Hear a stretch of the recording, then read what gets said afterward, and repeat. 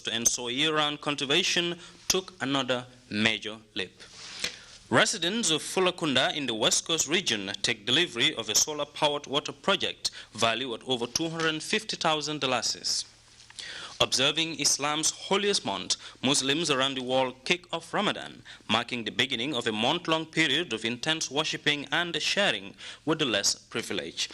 And calls for the protection of planet Earth receive a papal endorsement, as Pope Francis described global warming as one of the world's most pressing problems that needs urgent attention. These and other stories coming ahead this half hour. I am Modou Njie.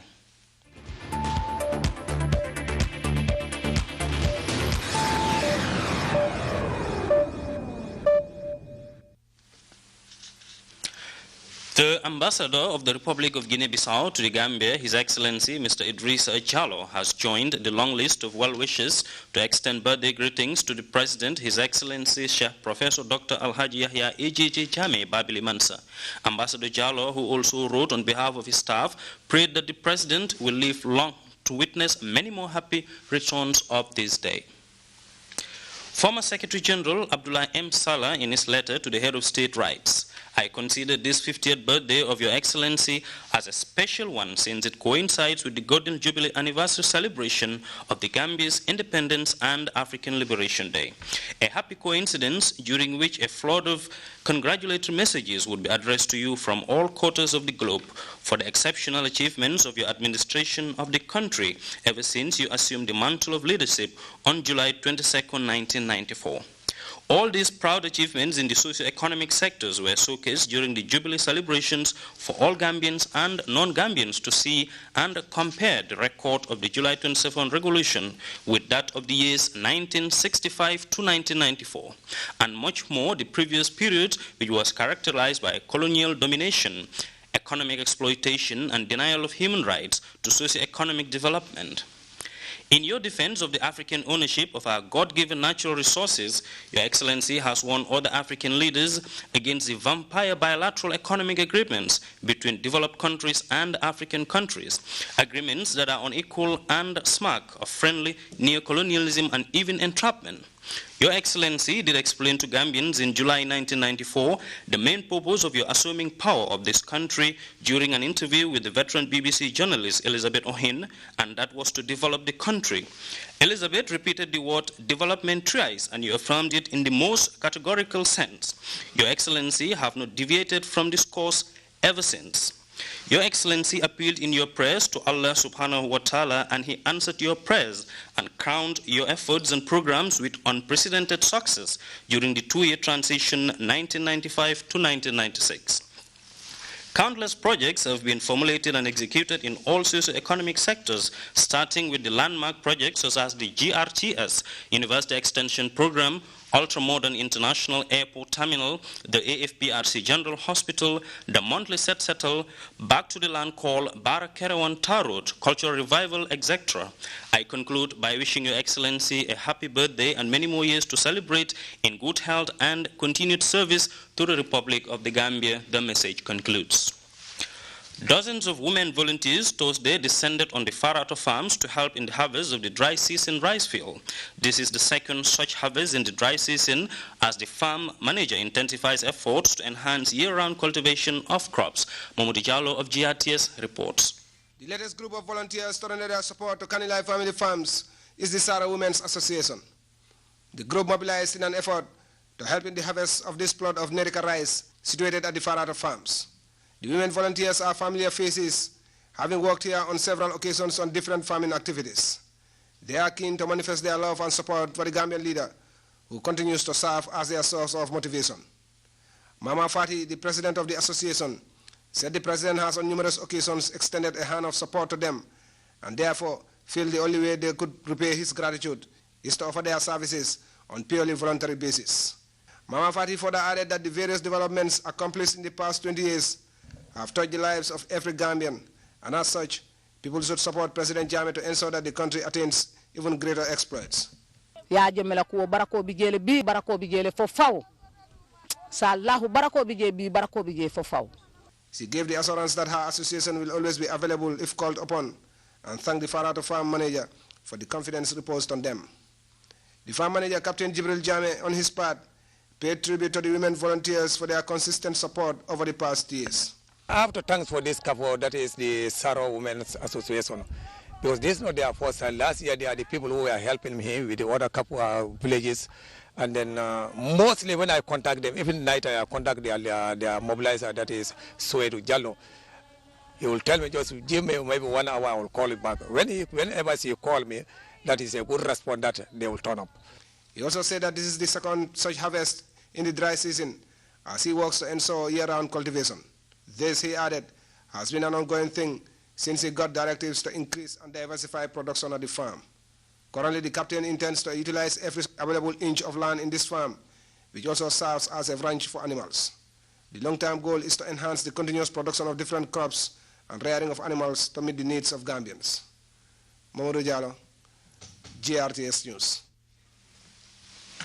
The Ministry of Foreign Affairs wishes to inform the general public that given the rapidly changing world, the United Nations convened on 4th May 2015 at its headquarters a high-level thematic debate on strengthening cooperation between the United Nations and regional and sub-regional organizations. Participants from member states, including the Gambia, acknowledged that fostering cooperation between the United Nations and regional and sub-regional organizations is crucial in responding effectively to new and emerging threats to global peace and security, emphasizing on the need for innovative, flexible cooperation frameworks that reflect the aspirations of the United Nations and all its regional and sub-regional partners. The objective of this high-level thematic debate was to provide the appropriate platform for participants to exchange views on key issues such as conflict prevention and mediation, peacemaking, peaceful settlement, and post-2015 development agenda. In the wake of this one-day high-level debate, the participants highlighted glaring existence of some structural defects in the multilateral system. The United Nations included and called for reforms with a view to increasing its efficiency and effectiveness. They opined that the UN should be more inclusive by taking into account the views and decisions of regional organizations and ensuring they have adequate resources for conflict prevention and peace building.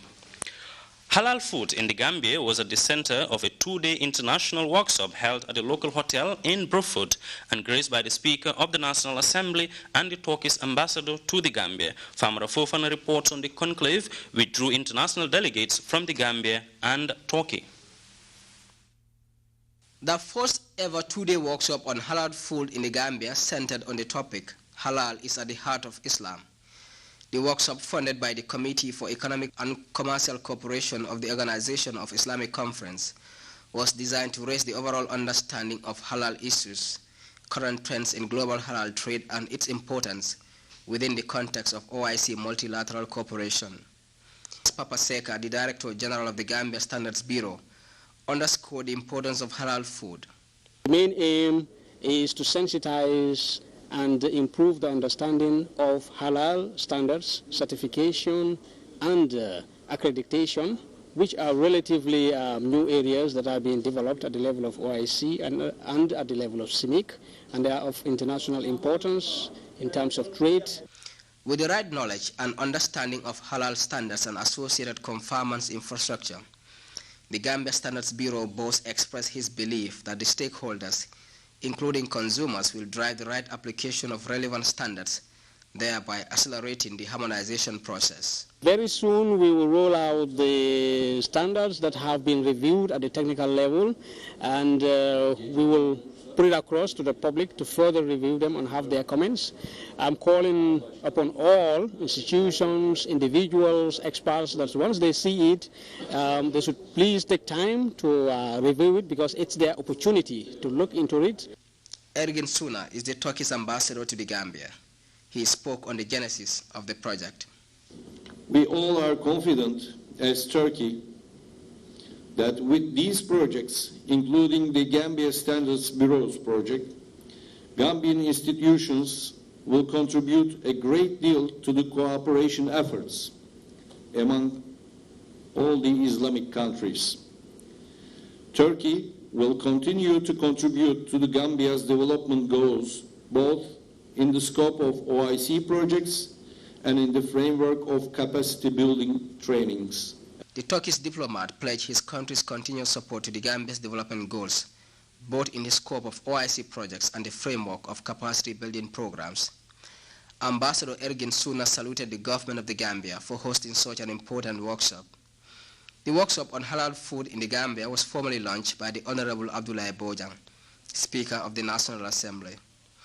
I would like to implore on all of you to take the deliberations and shared experiences from our sister organizations very seriously.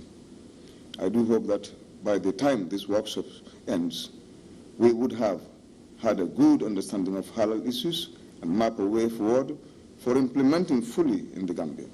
I can assure all stakeholders here present that the National Assembly is fully committed to the objectives of this workshop and will support its outcome all along. The Speaker told the high-level gathering that the National Assembly is fully committed to the realization of the workshop objectives and that they will support the outcomes of the forum all the way. Famara Fofana, GRTS. A water project worth over $250,000 has been inaugurated in Fulakunda, West Coast region.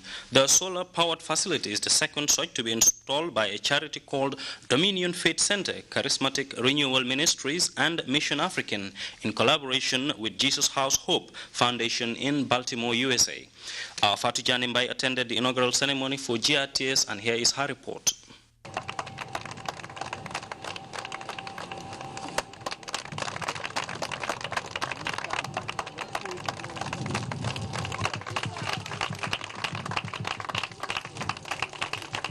The Dominion Faith Center, Charismatic Renewal Ministries, and Mission African, the Gambia, in partnership with Jesus House Hope Foundation, Baltimore, USA, Saturday inaugurated a new solar water project in the community of Fulakunda, situated in the West Coast region. The new water project is expected to bring clean drinking water to the residents of the community. This water project is the second of its kind we have embarked upon in the Gambia. The first was done in Sifo community, and this second one is coming with some improvements to Fulakunda community. In this particular water project, you can see it has about 2 tanks, and it was properly arranged in such a way that it can fill itself whenever the water level goes down. It will just start off itself and fill up the tank. For Pastor Chibueze, water is a gift from God. The water project, he said, is the second of its kind embarked upon by the charitable organization, and he further advised the community to take ownership of the project. Our dream is to continue to support the government in the government's socio-economic development efforts as God provides. We have a dream of making such projects to have up to 50 wells. We just have 2 now. Our vision is to have them 50. And we want to also use it as a dream to mark the Gambian 50 years. The chairman of the Brikama Area Council praised the Dominion Faith Center, Charismatic Renewal Ministries, for the initiative, adding that this will complement the efforts of government in bringing development to its people. The provision of water for the community is the role of the council as far as the Gambia is concerned.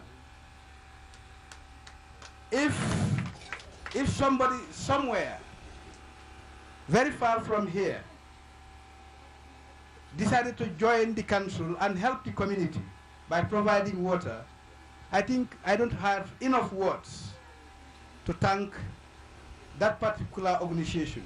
On the sustainability of the project, this was his message. This project is community participatory driven. That's why we mobilize the community so that they can take ownership. So one of the measures put in place for sustainability is for the community to take responsibility of the project by protection, security, and making sure that nobody comes to take any of the installations or steal it. That's one. And also we have arrangement with the driller, the person that drilled for us, so that he comes, like even in Sifo, he still comes to check out 1 or 2 things that have problems. So we maintain it. We'll be maintaining it with the agreement and relationship with in collaboration with the community.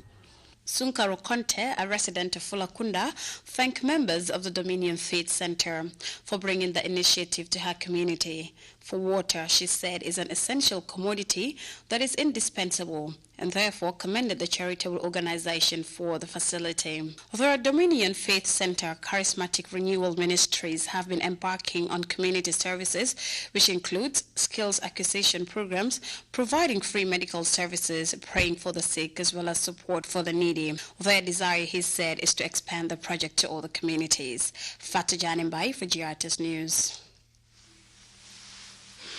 It is 36 years since the infamous student massacre in the South African township of Soweto. The day observed across the world has also been commemorated here in the Gambia by the Child Protection Alliance CPA alongside its partners. The Brufut event was held on the theme 25 years since after the adoption of the African Children's Charter, accelerating our collective efforts to end child marriage in the Gambia. Modou reports. Annually partaking in the commemoration of the Day of the African Child, Child Protection Alliance and its partners observed the Soweto student massacre as a reflector at the predicament of children and map out strategies to better their lives.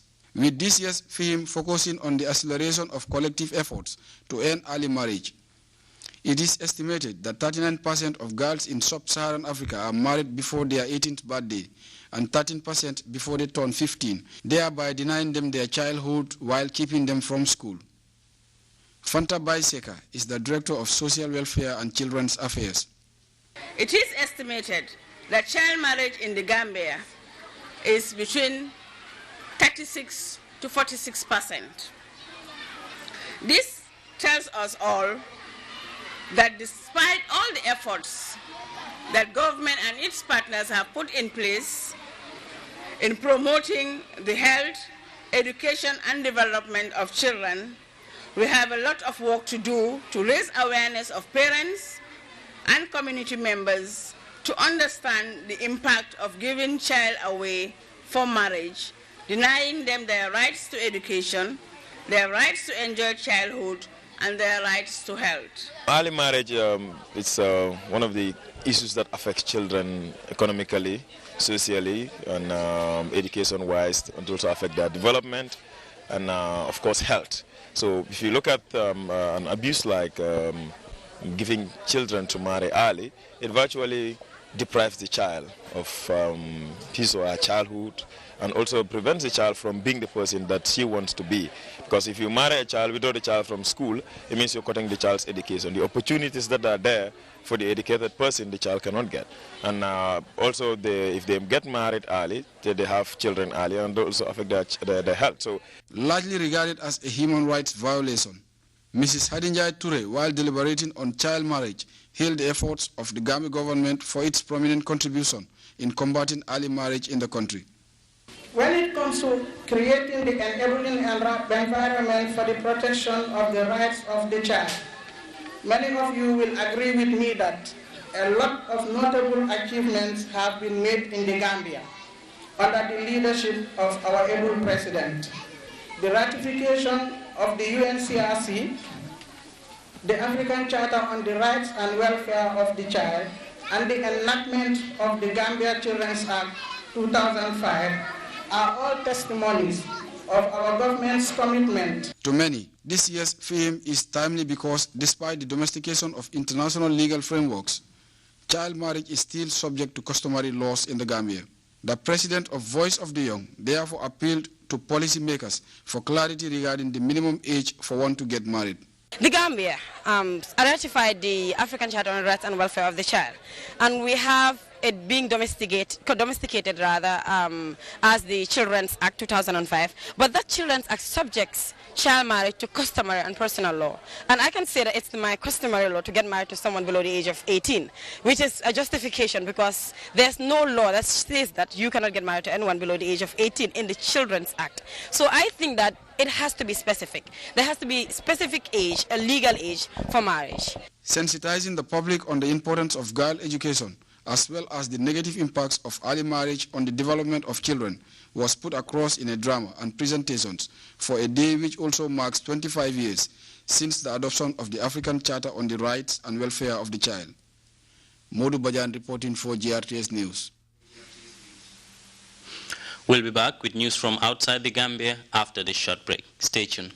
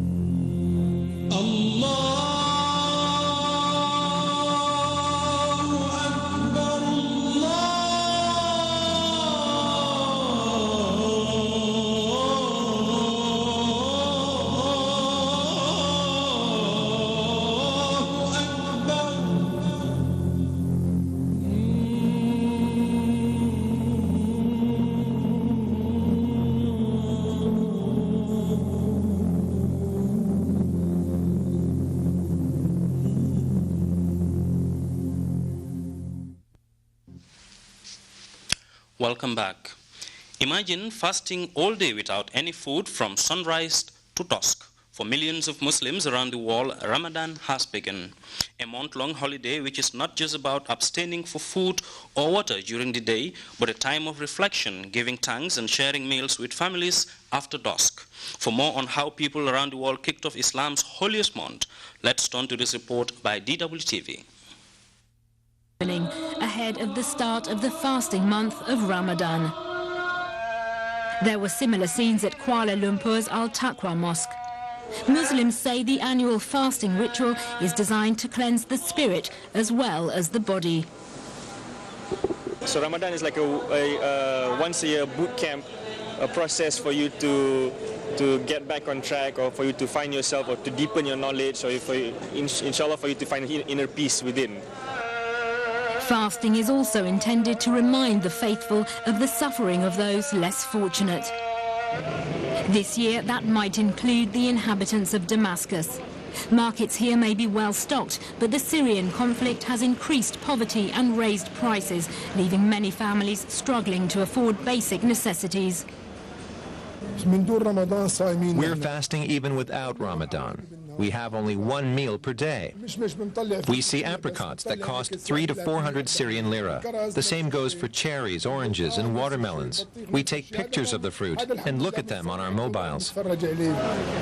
Despite the difficulties, most people will try their best to heed tradition. Muslims around the world will break each day's fast with water and dates at sunset before gathering for a family meal and offering prayers in the mosque. Someone called him an eco-Catholic. In an official document, Pope Francis calls global warming one of the world's most pressing problems that needs urgent action to protect the planet. The pontiff calls for cultural revolution to protect the environment. Here's the report. The Pope is sure to get worldwide attention, even when the man himself doesn't appear at his own press conferences. His latest encyclical was inspired by St. Francis of Assisi, the pontiff's namesake. St. Francis is himself an example of how we should care for a vulnerable ecology, with joy and authenticity. In him we appreciate how caring for nature, fairness towards the poor, engagement in society and interior peace are inseparable. And finally, the long-awaited document. The Pope didn't release it in the usual Latin, but in Italian. He wants his thoughts to be understood by as many people as possible. A day earlier, he gave this warning. This home of ours is being ruined, and that damages everyone, especially the poor. This is an appeal towards responsibility according to the duty God gave the human being during creation. Il mio è dunque un appello alla responsabilità. His environmental manifesto runs over 200 pages. In it, he focuses on the challenges of global climate change. He takes aim at consumerism and capitalism, problems he says are man-made. Francis has called for self-control and for economies to move away from fossil fuels to halt global warming. And his thoughts are well-timed. In December, just a few months away, the governments of almost 200 nations are due to gather in Paris to discuss a global agreement on climate change. We now take our second break. Stay tuned.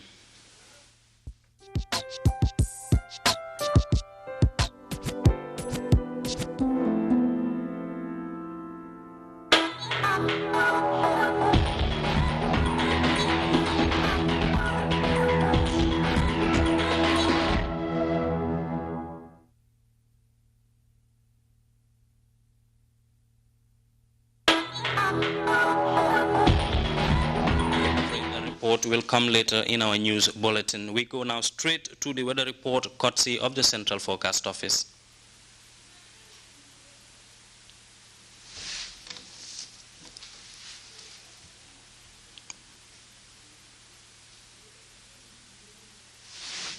Well, it's like our technicians are having difficulty to bring that story.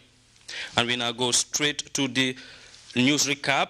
Dozens of women volunteers have thronged the president's Farato farm to help in the harvesting of his dry season rice field as efforts to ensure year-round cultivation took another major leap.